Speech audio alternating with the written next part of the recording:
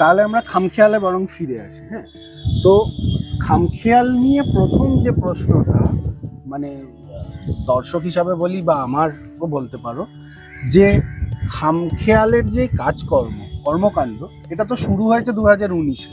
হ্যাঁ, 9th August আমাদের anthology of lens colour, না 9th August strip snap stories Travelistan, ঠিক। তারপরে anthology of lens colours and life.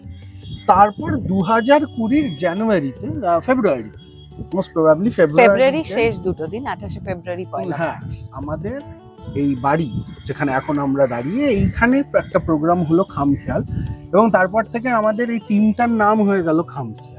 এই নামকরণটা কি কোনো, মানে নামকরণটা তাহলে আগে হলো না কেন, বা পরেও যদি হয়ে থাকে তার কি পেছনে কোনো স্টোরি বা কোনো ইন্সপিরেশন আছে যে কারণে খামখেয়াল, বা খামখেয়াল এই নামটাই কেন? মানে অনেকের ক্ষেত্রে মনে হতেই পারে খামখেয়াল নামটা শুনে যাচ্ছে তাহলে খুব ক্যাজুয়াল ভাবে করা একটা কোনো অর্গানাইজেশন, সেটা কি, মানে সেটা কি বোঝাতে চাওয়া যে হ্যাঁ এটা খেলার ছলেই করা একটা অর্গানাইজেশন, নাকি অন্য কোনো ইন্সপিরেশন?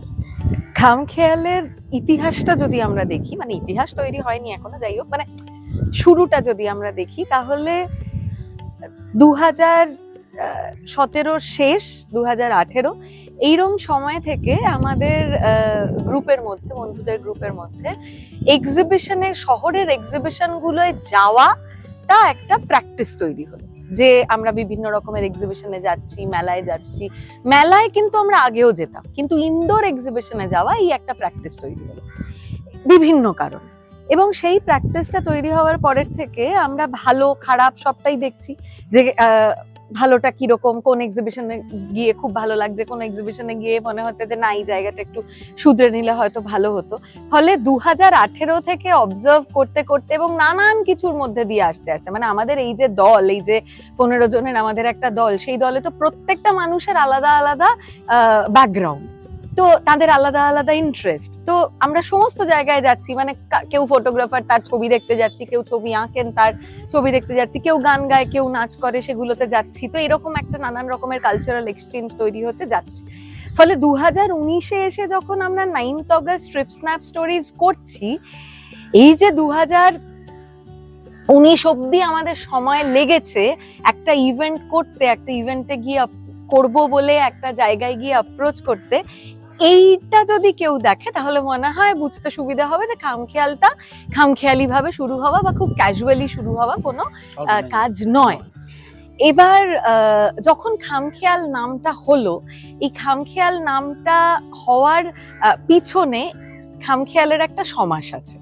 আমরা তো, যেহেতু আমরা বাংলায় কথা বলি, বাংলায় পড়াশুনো করেছি, ফলে খানিকটা বাংলাতেই বলবো। আমাদের বহু এক্সিবিটররা এখন অন্যান্য ভাষাভাষীর মানুষ আছেন, তারা বলেন যে আপনারা সবসময় বাংলায় কথা বলেন, আমাদের বুঝতে একটু অসুবিধা। আমরা নিশ্চয়ই সেটা বদলে ফেলার চেষ্টা করব। আমরা বদলে ফেলা মানে বাংলায়ও কথা বলবো এবং আরো কিছু যোগ করার চেষ্টা করব।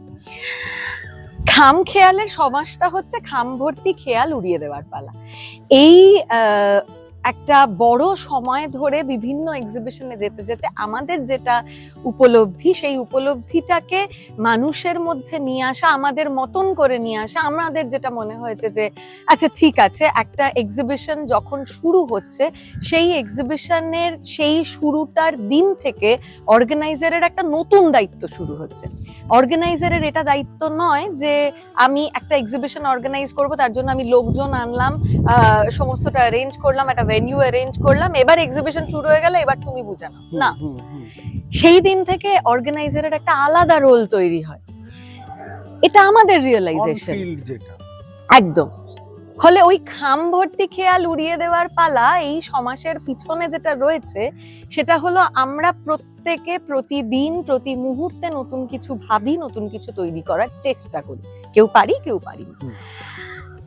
এই যে পারি এবং পারি না, এই সাদা কালোর মাঝখানে যে গ্রে এরিয়াটা, যে প্রসেসটার পার্ট, আমি চেষ্টা করছি কিনা, সেই মানুষগুলোকে এক ছাদের তলায় নিয়ে আসা, আর্ট ফর্মটাকে ব্যবহার করে যারা জীবন জীবিকা নির্বাহ করতে চাইছেন, বা করবেন কি করবেন না এই দোনোমনোতে আছেন, বা ভাবছেন যে আমার জীবনে আর কিচ্ছু করার নেই, আমার দেওয়ালে পিঠটা ঠেকে গেছে, এই সমস্ত মানুষদের কাছে তাদের খেয়ালগুলো যাতে তারা নির্দ্বিধায় উড়িয়ে দিতে পারে, সেজন্য খামখেয়াল।